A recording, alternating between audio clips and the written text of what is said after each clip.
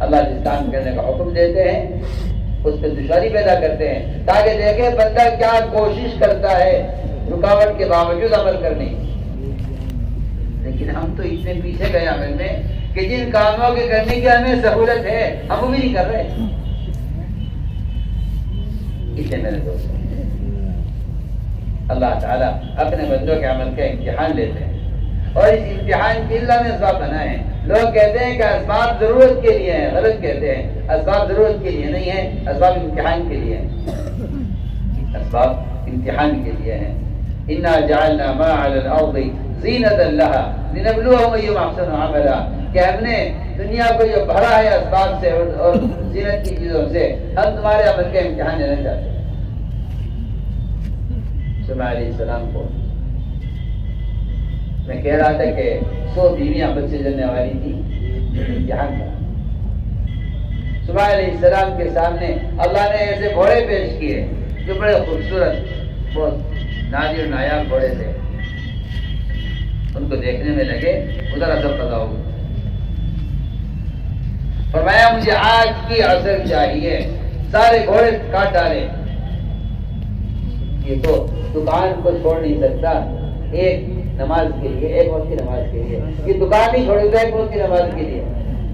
سلیمان علیہ السلام نے وہ گھوڑے جو انتہائی قیمتی نادر نایاب گھوڑے تھے سب کو کاٹا تھا۔ مجھے آج کی عصر پڑھنی ہے، سورج کو واپس نکالو، اے اللہ مجھے آج کی عصر چاہیے، مجھے کچھ نہیں چاہیے۔ حدیث میں آتا ہے کہ جو شخص جان بوجھ کر عصر کی نماز قضا کر دے اس کے پچھلے زندگی کے سارے اعمال برباد ہو جاتے ہیں۔ سوچیے تو صحیح، آپ تو کہتے ہیں معمولی بات ہے۔ جو عصر کی نماز قضا کر دے جان بوجھ کر، جاگتے ہوئے، جان بوجھنے کا مطلب ہے کہ جاگتے ہوئے پچھلے سارے اعمال برباد ہو جاتے ہو۔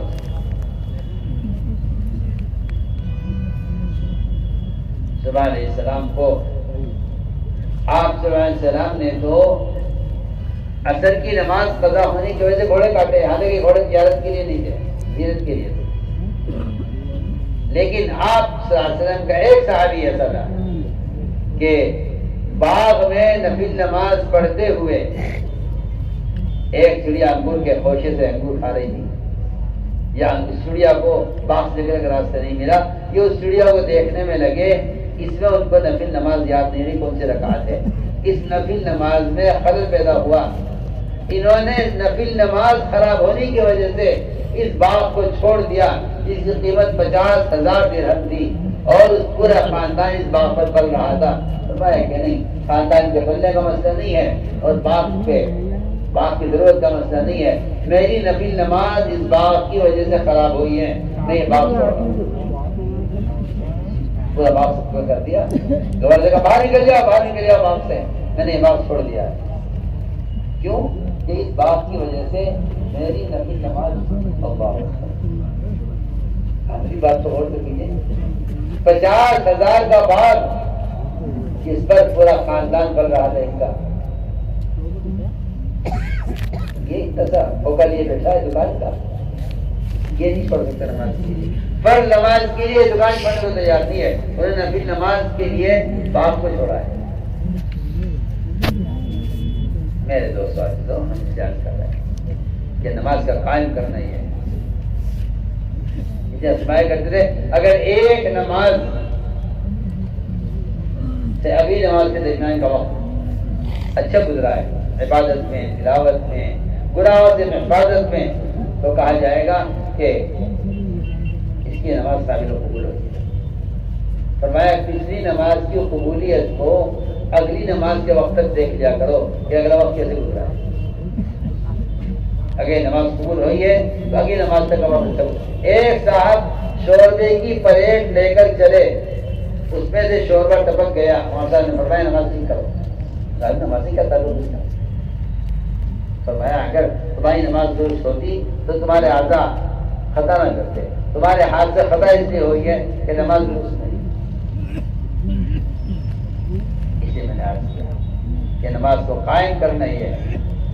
اس لیے میں کہہ رہا تھا کہ جتنے بھی اسباب ہیں اس امتحان کے لیے ہیں کہ دیکھتے ہیں کہ یہ نماز کو مقدم کرتا ہے یا آپ دیکھیں فرمایا اگر یہ یقین والا ہے تو یہ گاہک کو چھوڑ کر آئے گا نماز کے. تو میرے بزرگ دوستوں عزیزو یہ انہوں نے کہا کہ ہمارے اندر ایک خصلت یہ ہے کہ ہم نماز قائم کرتے ہیں, ہم رمضان کے روزہ رکھتے ہیں, ہم بیت اللہ کا حج کرتے ہیں, ہم اپنے مال کی زکوٰۃ دیتے ہیں, اپنے مال کی زکوٰۃ دیتے ہیں. میرے دوستوں جتنے ٹیکس مسلمان پر اس زمانے میں مسلط کیے جا رہے ہیں, آپ جا کر دیکھیے ملکوں میں آپ کے اپنے وجود کا بھی ٹیکس آپ کیوں ہیں, آپ کیوں بیداری ٹیکس دیکھیے آپ دیکھیے جا کر. جب مسلمان زکوٰۃ دیا کرتا تھا, جب مسلمان زکوٰۃ دیا کرتا تھا, غیروں سے ٹیکس دیا کرتا تھا, اب مسلمان نے زکوٰۃ کی رقم کو اور زکوٰۃ کی تھوڑی سی مقدار کو بچایا, اس زکوٰۃ کی مقدار سے کہیں زیادہ اس کے اوپر ٹیکس مسلط کیا گیا. جب مسلمان زکوٰۃ دیتا تھا غیروں سے ٹیکس دیا کرتا تھا, مسلمان نے زکوٰۃ کو روکا ہے, اب مسلمان سے غیر ٹیکس وصول کر رہے ہیں اور مسلمان کو خود نچوڑ رہے ہیں, اور یہ بیچارہ اپنی کمائی چھپا سے گھر گیا ہے. سنیے نے کیا کیا, پہلے مسلمان زکوٰۃ دیا کرتا تھا, اس کے مال کی حفاظت, اس کے مال کی برکت زکوٰۃ سے, اس کے مال کی حفاظت بھی زکوٰۃ سے, اس کے مال کی برکت بھی زکوٰۃ سے تھی, حفاظت بھی برکت بھی دونوں زکوٰۃ سے تھی. ایک صاحب بیچارے بڑے ایماندار, بہت ایماندار, ہمارے پاس آئے, سوال کیا کہ زکوٰۃ دے رہے, زکوٰۃ دے رہے ہو نہیں دے رہے, تھوڑی دیر خاموش بیٹھے رہے. لیکن اگر زکوٰۃ نہیں دے رہے ہو تو ساری کمائی حرام کھا رہے ہو. تم بکرے کو ذبح کیے بغیر اگر زندہ میں سے کھانا شروع کر دو تو تمہارے لیے حرام ہے کھانا, جب تک اس کو ذبح کر کے اس کا خون نہ بہاؤ.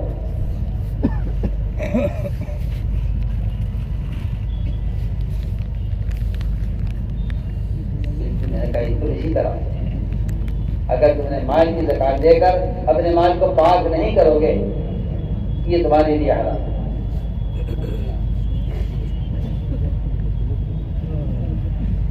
کہنے لگا جی, اب آج کل ہوتے نا لوگ کہ جی آپ دعا کرتے ہیں اللہ مجھے زکات دینے کی توفیق دے دے. میں تو اس توفیق کے جملے سے اتنا پریشان ہوں کہ مسلمان نے بھی کیا کیا ذریعے اور کیا کیا راستے اور کیا کیا حیلے اور فرائض سے جان بچانے کے لیے کیا کیا طریقے اختیار کیے ہوئے. دعا کرتا ہوں اللہ مجھے توفیق دے.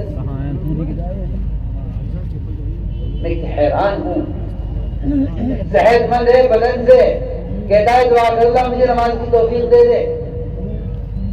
مالدار ہے, کہہ رہا دعا کر اللہ مجھے زکات کی توفیق دے دے. اور مالدار ہے اور کہہ رہا ہے کہ دعا کر دو اللہ مجھے حج کی توفیق دے دے. میں آپ سے کہنا چاہتا ہوں عمل کا ہونا توفیق نہیں ہے, عمل کا ہونا عمل کا ہونا توفیق نہیں ہے. میری بات یاد رکھنا, دھیان سے سننا, بہت اہم بات ہے. عمل کا ہونا توفیق نہیں ہے. یہ جو آپ اور میں ایک دوسرے سے ملتے ہیں اور کہتے ہیں دعا کے لیے, اور بزرگوں سے بھی دعا کراتے ہیں کہ جی دعا کر اللہ ہمیں کی توفیق دے, یہ کہنا اللہ مجھے عمل کی توفیق دے, یہ اللہ پر جھوٹ بول رہا ہے. یہ اللہ پر, اور یہ جھوٹ سب بول رہے ہیں. میں بہت اہم بات کہہ رہا ہوں, یہ جھوٹ سب بول رہے ہیں. حاجی آتا ہے حج کر کے, لوگ کہتے ہیں حاجی صاحب ہماری بھی دعا کرتا, ہمیں توفیق دے حج. نماز پڑھنے والے دیکھ کر کہتے ہیں دعا کر اللہ ہمیں نماز کی توفیق دے. اور میں پھر آپ سے کہہ دیتا ہوں کہ عمل کا ہونا توفیق نہیں ہے. توفیق کسے کہتے ہیں؟ توفیق کہتے ہیں بندے کو عمل کے اسباب مہیا ہو گئے, اللہ نے توفیق دے دی ہے, اللہ نے توفیق دے دی. توفیق اسباب عمل کا حاصل ہونا ہے. میں آسان کر دیتا ہوں. اللہ نے جس کو مال نہیں دیا اللہ نے اس کو زکات کی توفیق نہیں دی ہے. اللہ نے جس کو پیر نہیں دی ہے اللہ نے اس کو نماز میں پڑھنے کی توفیق نہیں دی ہے. اللہ نے جس کو آنکھیں نہیں دی ہیں اللہ نے اس کو قرآن دیکھ کر پڑھنے کی توفیق نہیں دی ہے. وہ کہہ سکتا ہے کہ جی میں اندھا ہوں, آپ دعا کرتے ہیں اللہ مجھے قرآن دیکھ کر پڑھنے کی توفیق دے. یہ بات ٹھیک ہے. ایک آدمی فقیر ہے, غریب ہے, مال نہیں ہے اس کے پاس, وہ کہے کہ جی دعا کرو اللہ مجھے بھی زکات دینے کی توفیق دے, کہہ سکتے ہیں. ایک آدمی بیچارہ حج کا سفر نہیں کر سکتا, مال نہیں ہے, استطاعت نہیں ہے, وہ کہہ سکتا ہے کہ میرے لیے بھی دعا کر دو اللہ مجھے بھی حج کی توفیق دے دے, یعنی اللہ مجھے اتنا مال دے دے کہ میں حج کروں. لیکن اللہ کی قسم کھا کر کہتا ہوں اگر مالدار یہ کہہ رہا ہے کہ دعا کر اللہ مجھے حج کی توفیق دے تو یہ جھوٹ بول رہا ہے اللہ پر. اللہ نے تو توفیق دی ہوئی ہے, حج کرتا نہیں. میری بات سمجھ میں آ گئی, میری بات سمجھ میں آ گئی. یہ ہے یہ لوگ جھوٹ بولتے ہیں, سب جھوٹ بولتے ہیں. اور یہ کہنا نعوذ باللہ کہ جی میں تو عمل کرتا ہے اللہ مجھے توفیق دیتے. ارے جاہل, اللہ پر جھوٹ بول رہا ہے. اللہ نے تجھے صحت دی ہوئی عمل کے لیے اور تو کہتا ہے دعا کرتا مجھے توفیق دے, اور کہتا اللہ نے مجھے توفیق نہیں دی. تو میں عرض کرنا چاہتا ہوں کہ توفیق عمل کا وجود نہیں ہے, اس عمل کے ہونے کے اسباب کا ہونا توفیق ہے. مال کا ہونا زکات کی توفیق ہے, ضرورت استطاعت کا ہونا حج کی توفیق ہے, آنکھیں پر تلاوت ہونا قرآن کی تلاوت کی توفیق ہے. یہ ہم کرنا چاہتے ہیں. لوگ یہ کہتے ہیں توفیق نہیں, تو میں کہتا ہوں عمل کا ہونا توفیق نہیں ہے, اس عمل کے اسباب کا مہیا ہونا توفیق ہے. کتنی آسان بات ہے. تو میرے دوستوں کہا کہ جی ہم نماز قائم کرتے ہیں, ہم زکات ادا کرتے ہیں. زکات کا ادا کرنا یہ ہے مستحق کو تلاش کرو اور اس تک زکات کو پہنچاؤ. آج کل تو لوگ یہ سمجھتے ہیں کہ زکات کے لیے سب سے اچھا کام تلاش کرو کوئی جو خیر کے کاموں کے لیے زکات دیا. میری شادیوں کے لیے, میرے فرنیچروں کے لیے اور میری فضول خرچیوں کے لیے تو جو مال زکات دے کے پاک کر لیا ہے اور رہا میرا زکات مال کا میل یا خیر کے کاموں کے لیے چلو. تو خیر کے کاموں میں پاک کیا ہوا مال خرچ کرتا اور زکات کی رقم کو فقراء پر اور پریشان حال لوگوں پر خرچ کرتا. اس لیے کہا گیا تھا کہ زکات انما الصدقات للفقراء, بات یہاں سے شروع ہو رہی ہے.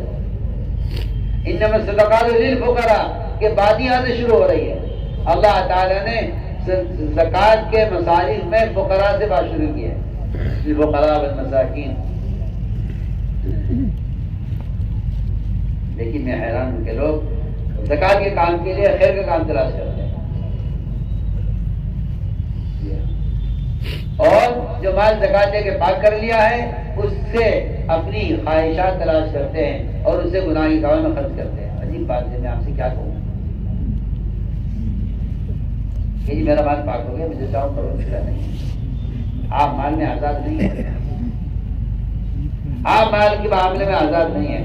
ابو ذر غفاری رضی اللہ تعالیٰ کا یہ مذہب تھا کہ جس مسلمان کے پاس 1 درہم اس کی ضرورت سے زائد ہے وہ قیامت میں تپا کر بدن پر داغ لگایا جائے گا کہ تمہارے پاس 2 درہم تھے اور تمہارا پڑوسی وہ محتاج تھا 1 درہم کا, لہذا تمہارے پاس 1 درہم جو زائد ہے اس سے تمہیں قیامت میں عذاب دیا جائے گا.